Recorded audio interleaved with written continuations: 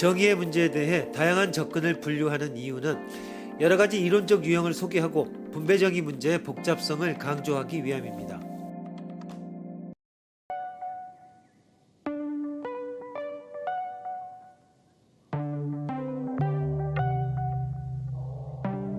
새땅살이를 하는 당신의 집 옆에 공터가 있다. 공터 주인 A는 땅 투기꾼으로 땅값이 올라가기를 기다리는 중이다. 그 덕에 당신은 그 공터를 작은 농장으로 이용하고 있다. 1. 당신이 공터 주인 A에게 진정으로 감사할 이유가 있는가? 2.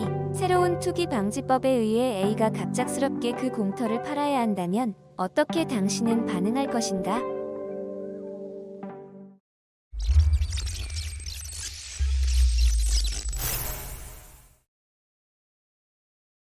모든 인간들이 자기 관심사가 만족되기를 희망합니다.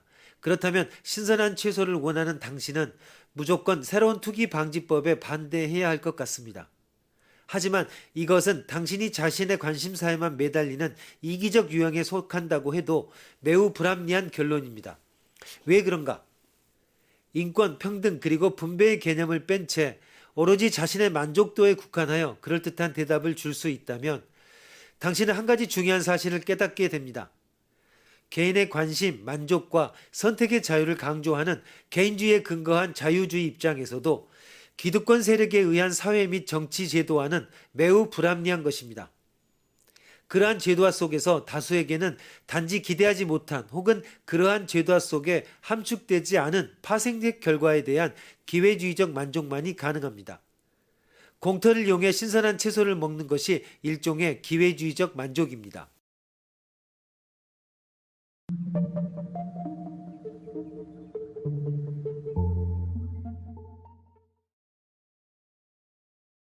상대주의의 패러독스.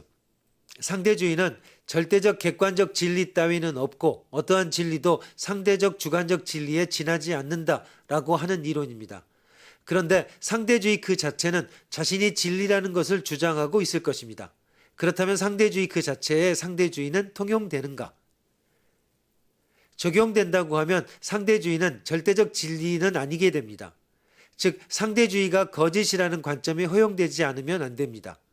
즉 절대적인 진리의 존재도 허용하지 않으면 안 되므로 상대주의의 내용은 거짓이 됩니다. 적용되지 않는다고 하면 상대주의 자신은 상대적 진리가 아니고 절대적인 진리가 되어 이것도 상대주의의 내용은 거짓인 것을 의미합니다. 상대주의를 보편적으로 적용하려고 하면 분명히 거짓이 됩니다. 그러나 그렇다고 해서 절대적인 진리가 존재하는 것이 되지는 않습니다. 첫째, 상대주의가 상대주의 자신에게 통용된다고 합시다. 상대주의는 어떤 관점에서만 참인 것에 지나지 않게 됩니다. 그 관점 밖에서는 상대주의가 거짓일 수 있어 절대적 진리가 허용됩니다. 그러나 그것도 역시 어떤 다른 관점 아래에서의 일에 지나지 않습니다. 절대적 진리가 존재한다라고 하는 한 개의 관점만이 허용되는 것입니다. 그 관점 중에서 절대적 진리라고 하는 것은 진정한 의미에서의 절대적 진리는 아닙니다. 둘째, 상대주의가 상대주의 자신에게 통용되지 않는다고 합시다. 상대주의는 단지 상대적인 관점으로부터 나오지 않고 절대적으로 올바른 것이 됩니다. 즉 상대주의 자신은 예외인 것입니다. 상대주의는 절대적 진리입니다. 그러나 이 경우 상대주의는 자기 자신을 예외로 삼아 철저하지 않은 이론이 되므로 진정한 의미에서의 절대적인 진리라고는 할 수 없습니다. 따라서 절대적 진리가 있다고는 말할 수 없습니다.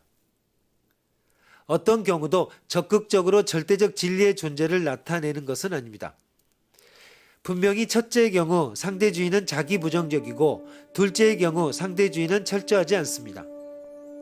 다만 이것은 모두 상대주의라고 하는 한 개의 관점 아래에서의 논의를 보여준 것에 지나지 않습니다.